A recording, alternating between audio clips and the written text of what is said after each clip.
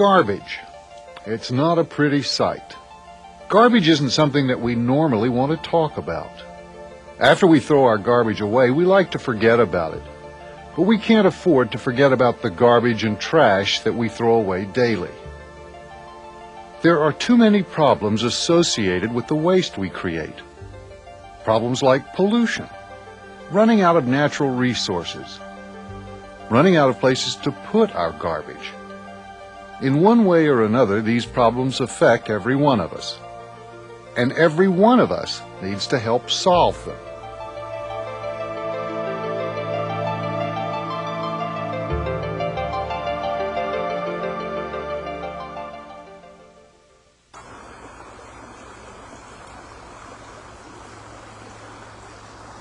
Hello, my name is Richard Southern.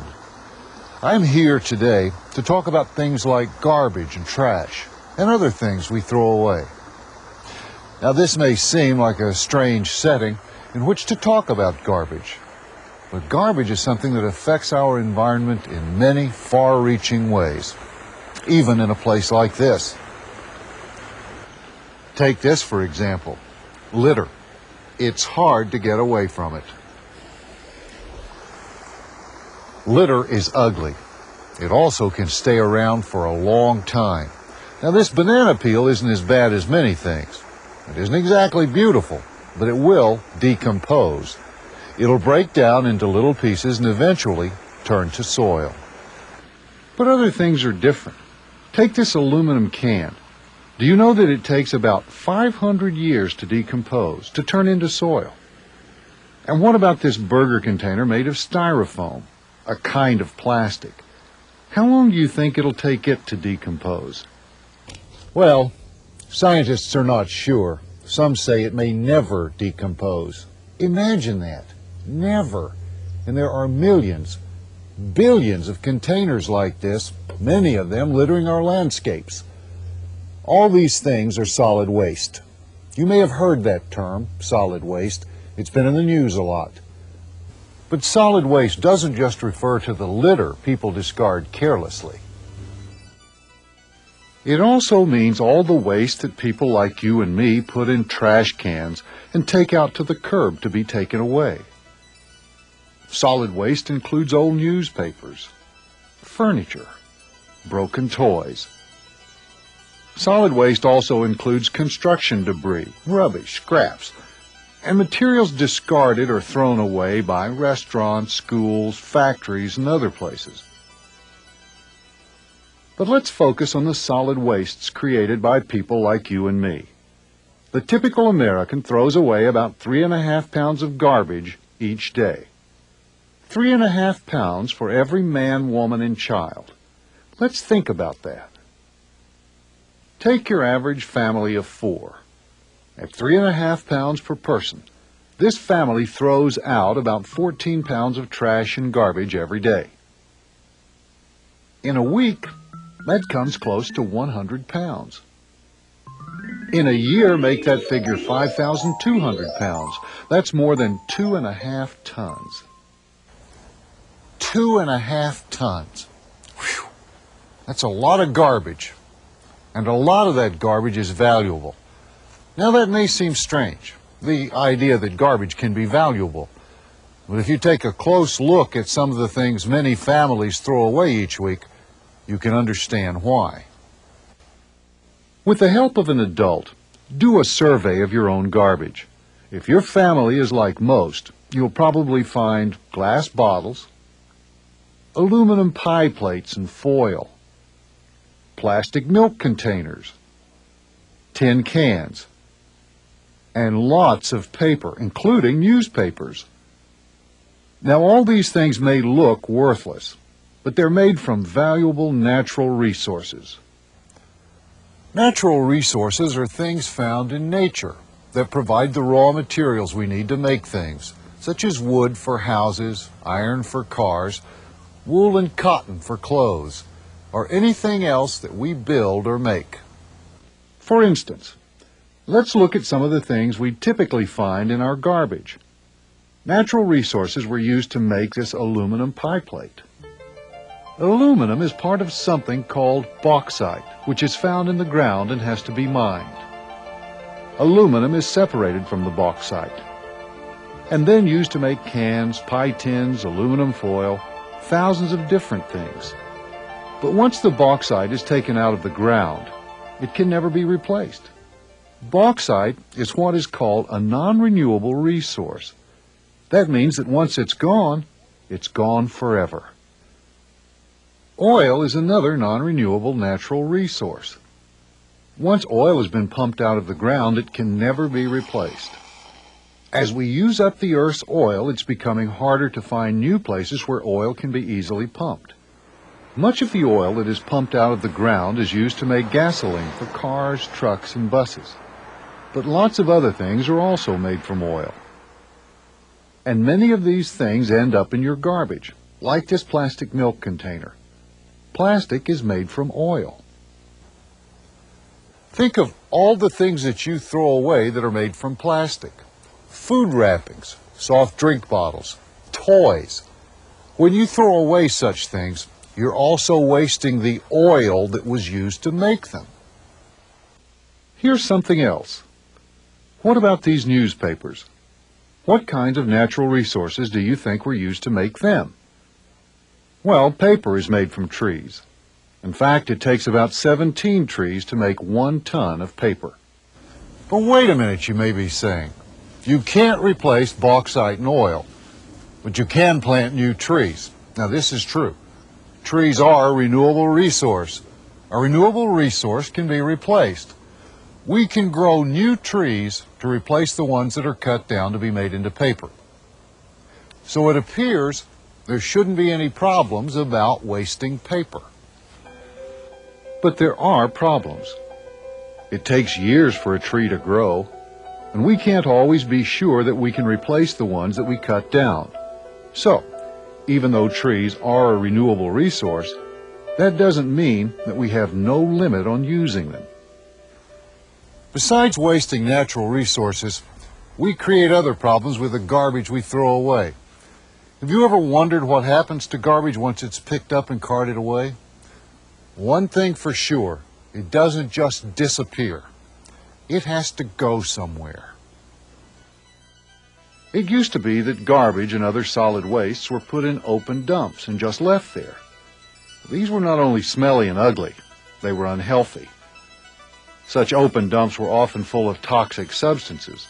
Toxic substances are things that are poisonous and may cause disease. Some of these dangerous substances could get into the ground and leak down into underground water sources. Water that people used for drinking could become polluted. Garbage and other wastes also used to be commonly incinerated or burned, and this polluted our air. Today, some wastes are still incinerated. However, open dumps are now largely illegal. Most places handle their garbage in a different way. For example, New York City brings much of its garbage by barge to the Fresh Kills landfill on Staten Island. Here, it is loaded into huge dumpsters and hauled to the top of a small mountain. This mountain is composed entirely of garbage and other solid wastes. As you may imagine, it is dirty and smelly. But Fresh Kills is different from an open dump. It is what is known as a sanitary landfill. Sanitary landfills are places designed to reduce the hazards of pollution. They don't accept certain hazardous materials like oil, gasoline, and poisonous chemicals. So while the wastes in sanitary landfills are not exactly beautiful, they are less likely to contaminate or poison our air and water. In sanitary landfills, the solid wastes are also covered every day with a layer of dirt. This helps prevent fires, keeps away rats and insects, and also prevents litter from blowing away. So, sanitary landfills seem to be a pretty good answer to a lot of our solid waste problems, right? Not exactly. While most sanitary landfills don't accept hazardous chemicals, there are still poisonous substances that can cause pollution of water around the landfill, both underground water and water on the surface. And as waste in landfills decompose or break down, they sometimes create toxic gases, poisonous gases that can pollute our air. We've already seen another problem. Valuable natural resources are being buried in landfills. Things like aluminum, paper made from trees, and plastics made from oil. Once they're buried, these resources are lost to us forever. Another problem is that many sanitary landfills are filling up quickly, and we have to find new sites. But that's not so easy.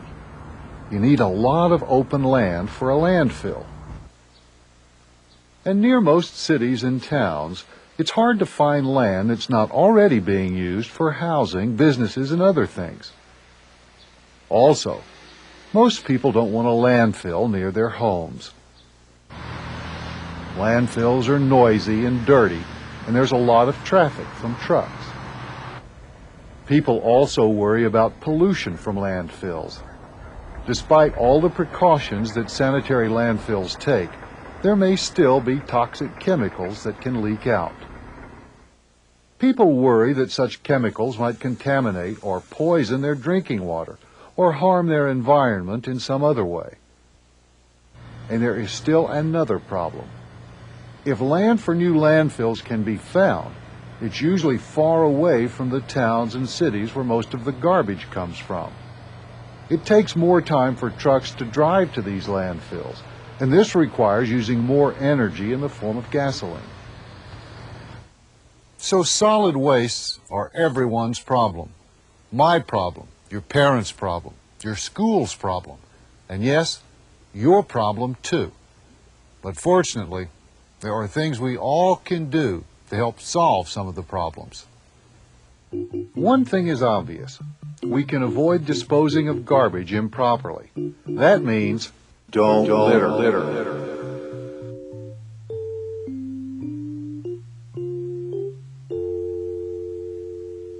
Thank you. Not littering is a start, but there's much more that needs to be done. You, your family, your friends, and your school can help by observing 3 simple rules. These rules are sometimes called the 3 R's: reduce, reuse, recycle. Let's look at the 3 R's to see what they mean. We'll start with reduce. We can go a long way towards solving our solid wastes problems and protecting our environment if we can simply reduce the amount of wastes we produce in the first place. How? There are lots of ways. Here's an example right here. Paper cups and plates certainly make things more convenient.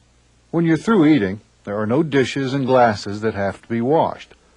All you have to do is dump them in the trash along with all the other garbage. But that's precisely the point. Once they're thrown away, they become part of our solid waste problem. Next time, suppose you were to use regular plates and glasses instead. These plates and glasses can be used again and again, often for many years. Things like paper plates, plastic cups, and paper towels and napkins are called disposables. Disposables are designed to be used once and then thrown away. By not using disposables, you reduce the amount of solid waste you throw out. And that helps solve some of our solid waste problems in several ways. It saves room in our landfills. Over the long run, it also means fewer natural resources are wasted. Fewer trees are cut down for paper. And less oil is pumped out of the ground to make plastics. We all use and then throw away a lot of things that we don't really need. Packaging is another prime example. By packaging, I mean all the boxes and wrappers and containers that hold things that we buy. Look at all the packaging you get when you take home food from a fast food restaurant. Among other things, there's the paper bag for the French fries, the container for the burger, the cup for the soda, and then another bag that holds all these things. There's probably more packaging than food. And where does this packaging end up? Most of it usually gets thrown away. Do you know that over 1/3 of everything we throw out is packaging? Now, we could get by very easily without a lot of it. But this means changing some of our buying habits. By buying things with less packaging, you can do a lot to reduce solid wastes. Here's another example. Here are 2 boxes of cereal. One is much smaller than the other. But it would take 20 of the smaller boxes to hold the same amount of cereal as the bigger box. So by using the large box of cereal, you're actually cutting down on the amount of packaging you throw away. There are other ways of reducing the amount of garbage and trash we discard. How many times have you or a younger brother or sister broken a toy and then thrown it out and bought a new one to replace it? Well, next time this happens, try fixing the toy rather than throwing it out. Not only does this reduce your trash, but it saves the money that would have been spent on a new toy. There are lots of ways to reduce solid wastes. You just have to think about it a little more and try a little harder. Now let's move on to the second of our 3 R's, reuse. To follow this rule, you try to find ways to reuse things rather than throw them out. Take a plastic margarine tub. You might throw it away once it's empty. But instead of throwing it away, you could wash it and use it to store things, like paper clips, rubber bands, marbles, or lots of other things. What about an ordinary paper bag from the supermarket? Can you think of any ways it might be reused? How about using it to hold some old stuffed animals? Or clothes that no longer fit? A paper bag can even be used to make a costume. Even when we can't reuse something, somebody else might be able to. For instance, a friend might be able to fix an old bicycle that to you seems broken and useless. Once fixed, this bicycle can be ridden again. In a way, reuse is like our first R, reduce. By reusing something, you are reducing the amount of solid wastes that are thrown out. Now let's talk about the third R, recycle. To recycle means to take old things like newspapers, aluminum cans, and glass bottles and make them into new things. For example, there are places that take old newspapers, wash them to get rid of the ink on them, cut them up, and use them to make new paper. Recycling old paper makes sense for several reasons.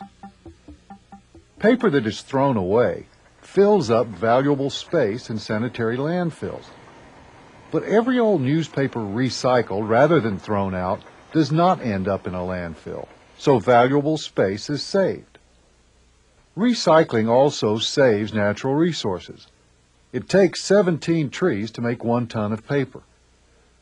Making that ton from old paper saves those 17 trees. Recycling also saves energy and cuts down on pollution. When paper is made from trees, it takes a lot of energy, and in the process, chemicals are used that pollute the air and water.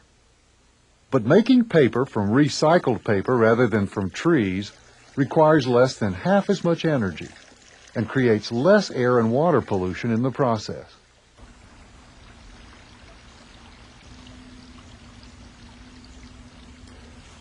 Less water and air pollution, less energy used, saving natural resources by cutting down fewer trees, less space taken up in landfills. Recycling paper makes sense for a lot of reasons, and other things can be recycled with similar savings. Aluminum cans, pie plates, foil, and other things made from aluminum can be recycled so that the aluminum can be used again. Compared to making aluminum from bauxite ore, recycling aluminum uses 95% less energy. It also produces much less pollution. Glass, used motor oil, tin cans, different kinds of paper, including cardboard, and even many kinds of plastic can also be recycled. Some experts say that more than 80% of the things we throw away could be recycled and used to make new products instead. But how do you go about recycling? Obviously, you can't do it all yourself. You need help. Well, many places around the country are helping to make recycling easier. Some communities have recycling centers.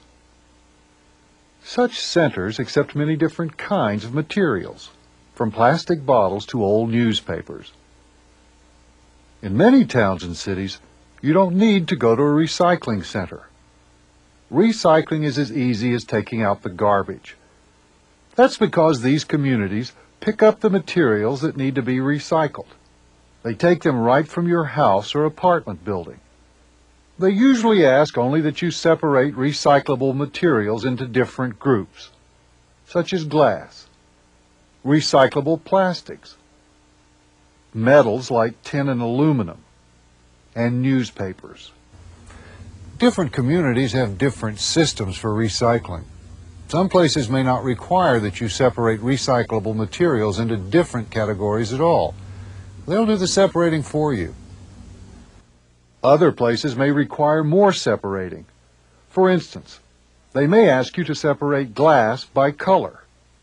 There are also other things that can be recycled. For instance, leaves and yard clippings. Some communities collect such yard wastes and take them to a composting site, a place where these wastes will decompose and turn into valuable soil.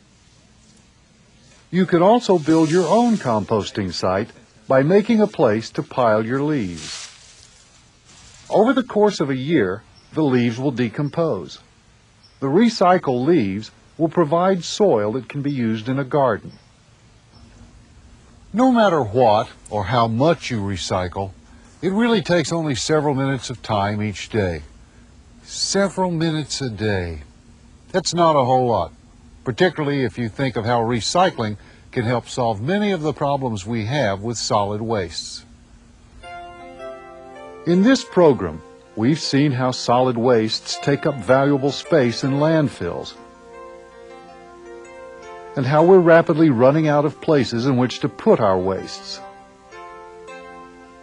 We've seen how many of the things we throw away were made from valuable natural resources, such as trees and oil. And we've seen how making these things often requires a lot of energy and produces pollution. But we've also seen that there are 3 rules, the 3 R's, that we can observe to help solve our problems with solid wastes. We can reduce the amount of waste we throw out by changing our buying habits so we use less packaging, and by cutting down on paper towels and plates and other disposables. We can reuse things like paper bags rather than throwing them away. And we can recycle things that are made from valuable resources and that take up space in our landfills. Reduce, reuse, recycle. 3 simple rules that can help preserve and protect our environment. More and more people are observing these rules, doing their part in the battle to control solid wastes. Won't you help too?